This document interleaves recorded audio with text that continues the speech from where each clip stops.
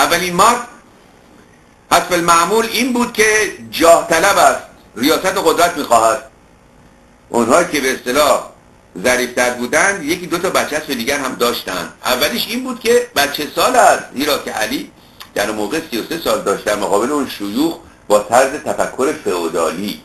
آخه مرد حسابی. ما در ایرانش هم فئودال نداشتیم به اون معنی که در اروپا بود. تا 4 تا شتردار فئودال کجا در عربستان اونقدر زمین بود که ما بتونیم بگیم فئودال. اینا همه میدونید لغلقه زبانه دوستان. اصلا مقصود از تفهیم مسائل این است که ما به پشت پرده به بطون نگاه کنیم، به درون ببینیم چه راهی رو داریم میریم. فئودالی 4 تا خانه فکستنی تو ایران داشتیم ما، تو با این همه سرزمین پهناور و فلان این حرفا. در عربستان کدوم فئودال؟ 4 تا شتر کران شدن فئودال. کدوم زمین، کدوم زراعت؟ فئودال معنی داره. خب دومی این بود که زیاد شوخی میکند. راست هم میگفتن. حضرت علی بسیار سبکبال بود چون که وجدانش بسیار آرام بود.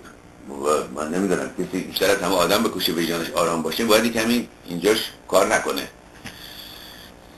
بله بنابراین در این رنج ها و دردهای جنگداز بله عبوس نبود.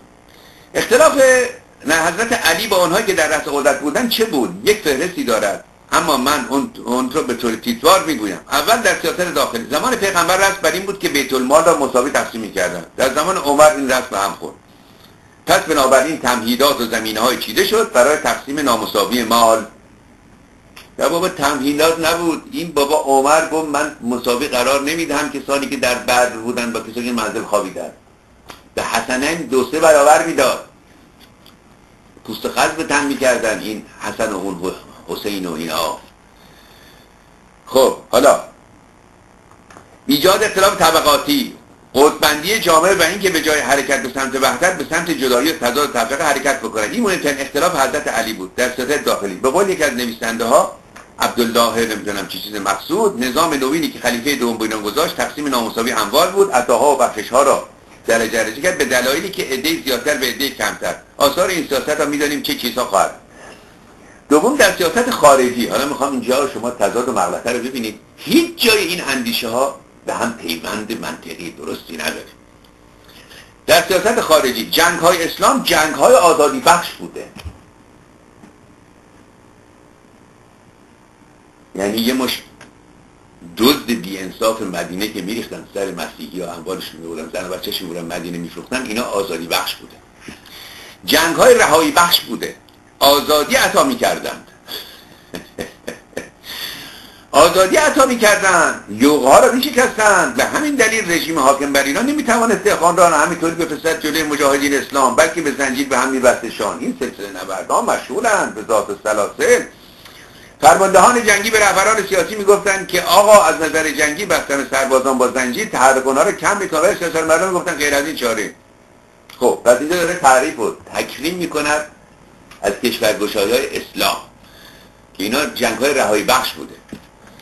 خب این جنگ‌ها در موارد رنگ توسعه طلبی پیدا کرد. علی با این توسعه طلبی با این مخالف بود، چرا که این گسترش طلبی و این توسعه دیگر در خدمت ایدئولوژی نبود. به عنوان مثال خالد بن ولید این سردار بسیار نامی یک گردن کلفت نظامی که چیزی سرش نمیشد.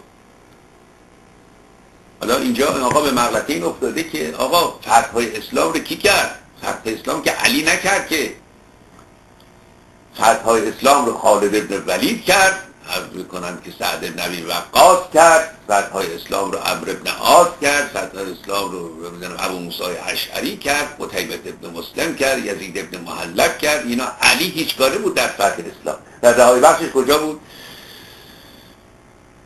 اگر اینها بد هستن علی کدوم فتح رو کرده که شما ازش تعریف میکنید؟ کجا ده بخش که علی کجا بوده؟ حالا بدبختی گرفتاری اینجاست که تو این تشکیلات از این دست بقیه باید بشینن سرش رو بندازن پایین. ارباب شما درست میفرمایید. خب بله این خالد سرور نامی که چی سرش میشد؟ حالا این کسی بود که پیغمبر اسلام به گفته سیف الله، این آقا میگه چی سرش نمیشد. میخواهد یک قبیله فتح کند. عصبانیش کردن، مقاومت کردن. اول قسم خورده است که جوی خون جاری کند. حالا بعد از این که فرق کرده هرچی میگویند تو را به خدا دست بردار، خون منعقد می شود و به این سادگی جاری نشر میگوید نه قسم خوردم. بالاخره آمدن آب ریختن که ایشان سرها را توی جوی ببرد عذر میخوام که ایشان سرها را توی جوی ببرد که خون منعقد نشود و جاری بشود. اینها رهایی بخش بود. تو آستر جوب آب جای سر میبریدن که قسم این سیف الله که بسیار مورد علاقه رسول الله هم بوده و به خاطر این لقب سیف الله کلی هم کبکبه و دبدبه درست کرد برای خودش آب خون چیز بشه. رهایی بخش بوده اینا. بله آدم از جونش رها میکردن دیگه، از رنج زندگی راحت میکردن. این رهایی بخش یعنی این، یعنی بابا رو از زندگی راحتش کنی، رهاش کنی. سرش که بریدی خود رو خود رها میشه. بله قسم خوردن. بالاخره آمدن آب را ریختن که ایشان سرها را توی جوی ببرد که خون منعقد نشده و جاری بشود. که حضرت از قسمشان کوتاه نیامده باشند. بعد هم سر رئیس قبیله بریده گذاشته توی اجاق و در مقابل همین صحنه به زنش تجاوز کرده است. این که کار اسلامی بود که صفیه رو چیکار کردن؟ پدر جا شوهرش رو در حالی که آهن داغ و بدنش می‌داشتن به زنش داشتن تجاوز می‌فرمودن. که تاریخ اسلام بخوای برای ما میگی و ایناست. بله همیشه یکی از اعتراضات حضرت در مورد این آدم بر روحیه میلیتاریستش بوده. اصلا علی به کارهای ارشد که خالد هیچ اعتراضی نکرد. معترض به کارهای خالد عمر بود. این آقا تاریخ هم بلد نیست. حالا من دیگه بیشتر از شما در سر نمیدم با این مزخرفات. اما هر شود که وقتی به عمر گفتن این رفته مالکی رو مالک نویرت اگر اشتباه نکنم کشته و زنش تجاوز کرده، برافروخت عمر پیش ابوبکر که این مردک رو باید عوض کنه. خالد هم میدانست که اگر عمر بیاد در حضور خلیفه که ابوبکر باشد اینو محکوم میکنه. اولین رشوه رو در اسلام میگن خالد داد به بلال کی بود؟ همون برده محمد که از اونم میگو این شده بود درگون خلیفه. یه پولی فرستاد که وقتی من میام پیش خلیفه عمر که من راشتم بلال هم پول گذاشتی به تصریح واقعی و تبری. و وقتی که خالد آمد پیش از شود که همین ابوبکر توضیح بده چرا این کار کرده، عمر که بلال نگذاشت. ابوبکر گفت خالد چنین کردی؟ گفت کردم. گفت چه بیخود کاری کردی؟ گفت بیخود کاری کردم. تو ندیدی که چه کسی به من لقب سیف الله داد؟ رسول به چه کسی گفت سیف الله؟ گفت والله که به تو گفت سیف الله جز عنق کافر را میزند، یعنی جز گردن کافر را قرد. گفت نه والله بفرمون سر سپاهتون. اما عمر معترض بود.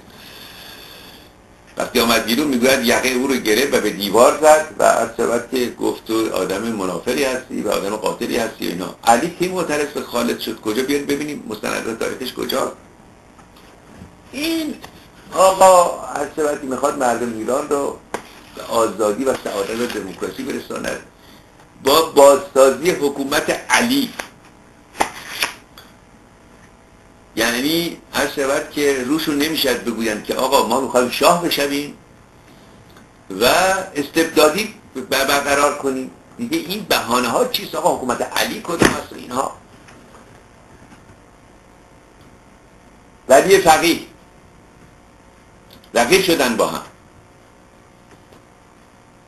منتها این دوستان بعض از این دوستان ما مسابقه تقدس میدن با آخوند میبازن، کسی نمیبره این مسابقه رو. اینم فرمایشات ایشان بود. این کتاب رو برای من فرستادن، فرمایشات آقای رجبی بود. اجازه فرمایید که